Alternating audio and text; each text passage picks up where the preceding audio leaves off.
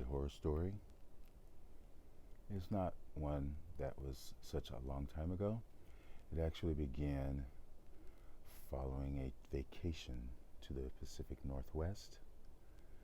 I was gone for about a week, and when I got back, I was anxious to get into my greenhouse. I actually came back a little early so that I would be able to water my orchids. This happened to be back in September,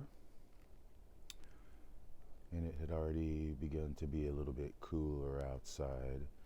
So anyway, I had got home and immediately went out in the greenhouse to check on some things that were in spike before I left to see how they were. And this is how the story goes.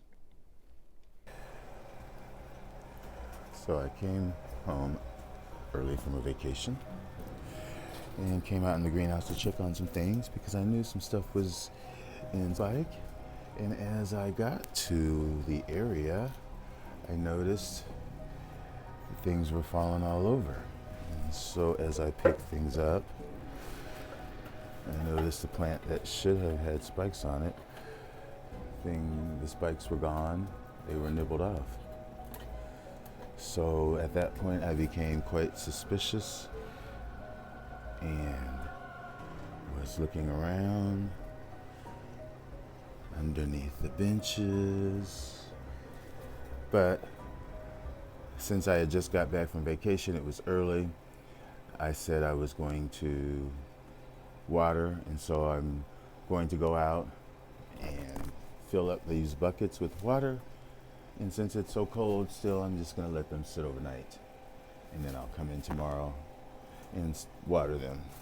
And that's what my plan is to do. So that next day, that morning, I went out to do my watering. And pretty sure that those buckets had warmed up to room temperature, the rainwater. So this is what happened.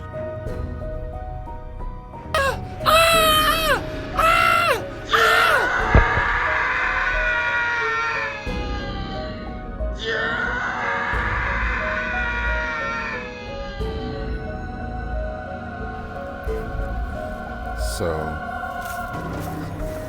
this is actually Possum Alley behind my house, behind the greenhouse, where I have had to fill in with rocks just to keep the critters out of my greenhouse.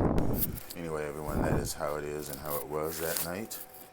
I have since covered up the area where I suspect the possum came through.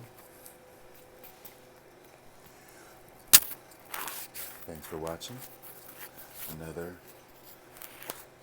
orchid horror story by a WIMP, myself.